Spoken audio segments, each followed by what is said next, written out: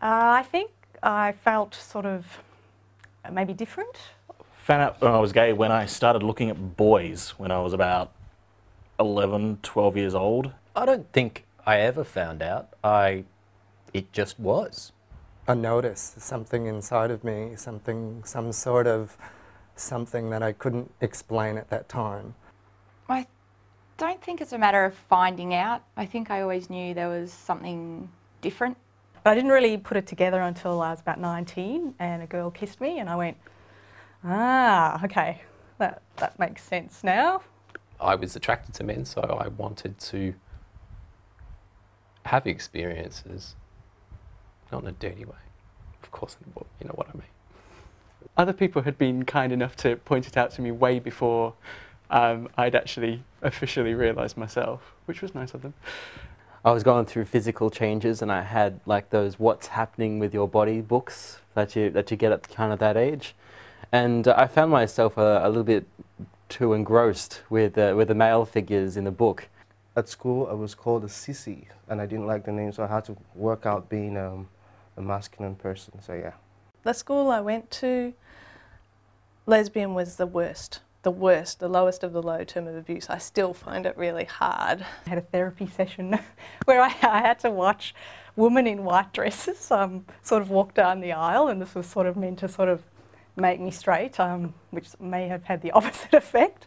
I spent a long time freaking out and fighting against the fact that I liked other guys because I was being taught that it was wrong and it was sinful. You hear the story of the birds and the bees, and I thought, okay, that's the story of the birds and the bees, but which one am I?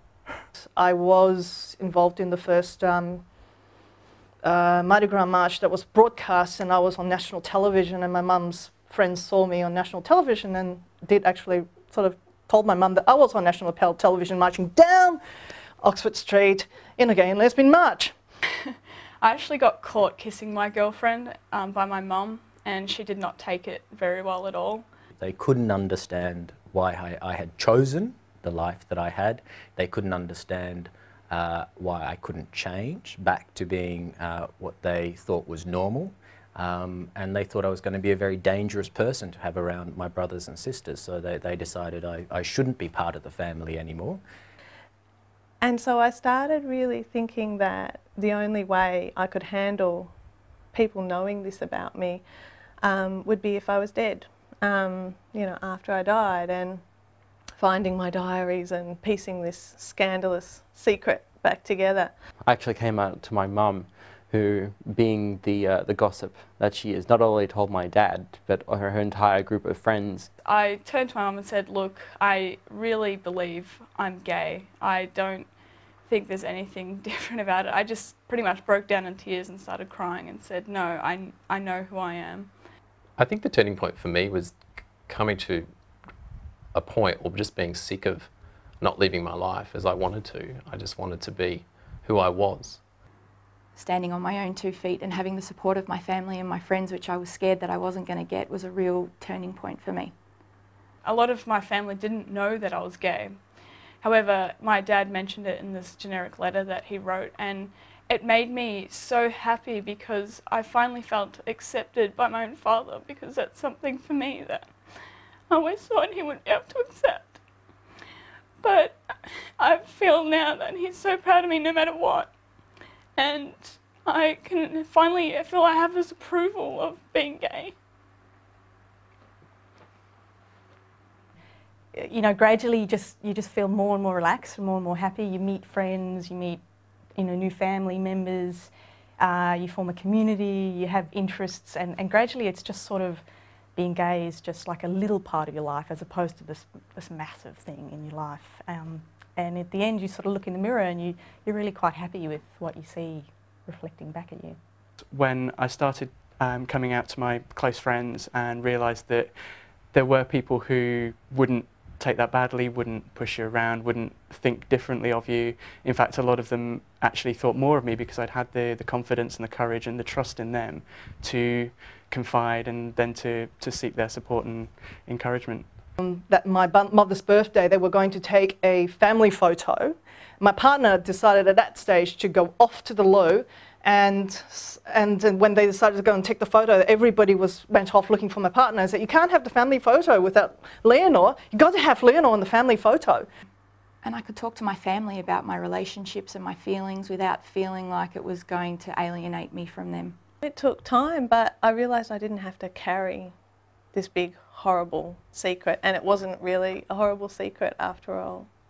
And I didn't disappoint people at all. People, if anything, were shocked that, or upset that I hadn't told them sooner, and were really just loving about the whole situation. I think it was, if anything, I'd probably wasted some good years worrying about something that never eventuated. You often can't know where things are going to go, but if you're in a loving, supportive relationship and your family and friends are cool with you and that you can be yourself, then you can take on life's challenges, whether it be ups or downs. And ironically, I've now a very good relationship with my father. My relationship with my mother is still very, very poor. So sometimes it gets better in bits and pieces. Yeah. Without that message, if there isn't a sense that somebody is there and you don't know that somebody cares, it's pretty lonely, and you can make decisions that aren't always of benefit to you. But somehow it gets better. Never apologise for being gay. I think some people can make you feel like it's something to apologise for, and it's not. It's something to be proud of. I think the biggest piece of advice I could give is to not go through it on your own. Talk to someone. Talk to anyone. Talk to anyone who will listen. You can grow and be stronger than the people that want to put you down.